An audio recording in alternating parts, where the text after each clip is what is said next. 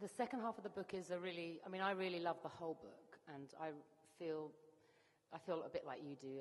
It's a shame to leave the second half, but for a film which, I always get very involved with details as well, so I just know that there's just no way I can contain all that book in a film. I just don't feel I can.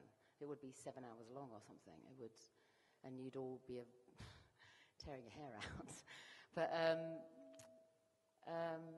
I've always felt a bit sad about not the second half, because I think there's something complete about Heathcliff's journey with the second half, because I think he can only find peace really when he's dead and when he lies next to her. And for me, that's a very complete circle. And so for me, that's the really big thing missing, is that we leave him sort of wandering and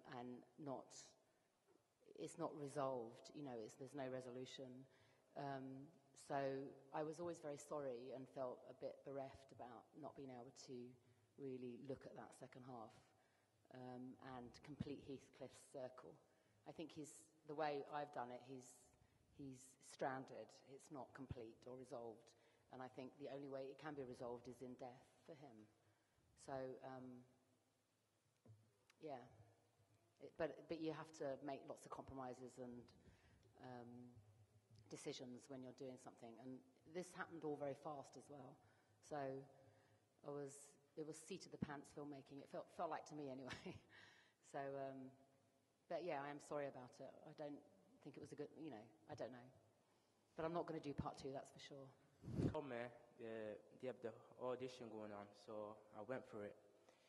I didn't know I was going to get the part, but I did get the part, so that was a big thing. And Andrea picked me for the film, so thank you for you, Andrea. Thank you very much. Thank you. It was a big thing. It was a big thing for me, a big, massive thing. I feel like crying now. But thank you for having me.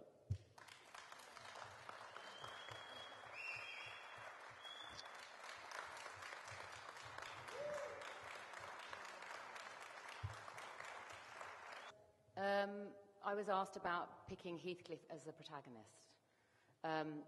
So when I thought about doing the book, I kind of reread it again very quickly to see where I was at with it, because I remember having strong feelings about it, and then I read it again, and I got very obsessed with Heathcliff when I read it again, about his childhood and how brutally he's treated. And I guess you can say that's a theme in a lot of my work, is that if you treat someone brutally when they're small, how do you think they're going to turn out when they're big? So I just became very interested in his story. And the thing is, the book is so complex, and there's so many ways in which you can look at it. You need to find something that you care about in it. And that was the thing I kind of hooked onto straight away, and realised maybe that was the thing that I'd been obsessed with from the first. I don't think when you read it the first time you even understand your feelings towards it. It's such a strange book. But I tried to analyse them a bit more when I read it again, and that was the thing that came out very strongly for me. So in order to simplify making a film, that's what I decided to do, and it was just my way of finding the thing that I connected, to in the book. Questions about the film being very silent and no dialogue, and how did that mean I directed the cast?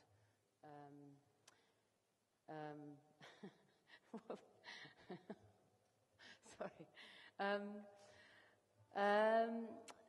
Well, I'm obsessed with cinema, which I think is images. So I'm obsessed with pushing what you can do without people speaking or without them telling you what's happening. So I like to, every time I do a film, sort of push that.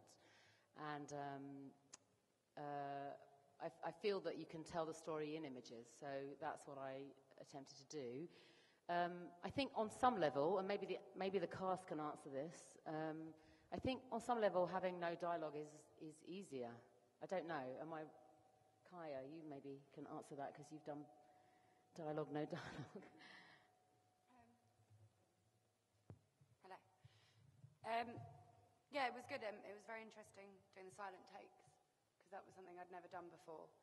And it allows you to sort of not control your body. I think so much acting is about control, and what I really learnt from this film was to not control it and to just let it happen.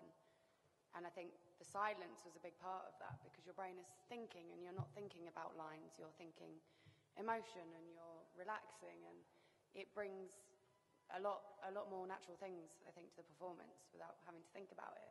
And it just puts you in a really nice state of mind. It's very calm and tranquil, and then all of a sudden you're in the scene and it's crazy and it's screaming and slapping, and it's a very interesting way of doing it. And I think it's going to be one of the most powerful things of the film, the silence, which is quite beautiful, I think. Well, I think casting's a very interesting thing. I always think I have an idea about what I want, but I'm not exactly sure I can put it into words. And when I went to meet Kaya, I didn't... You asked me whether or not the fact that she was in this very popular series in the UK called Skins was a part of my decision. Definitely not. I'd never even seen it. Didn't really know about it. But I'd seen Kaya on a casting tape on something else, and I thought she had something that felt right for Kathy. And then I went to meet Kaya, and we met in I remember a very tall building in London, which looks out all over London. It's got all these windows. It was a very beautiful view. And she was there. I was there meeting someone else, and then I went to meet Kaya, and she was sitting there, sort of gazing out the window. And I just thought yes immediately, before I even spoke to her, before I even sat down, we never did an audition, we didn't do anything. I always just trust my first instinct, and that was pretty much it, how I got to pick. But it's a very strange, interesting process. You just go, I always go with my gut instinct.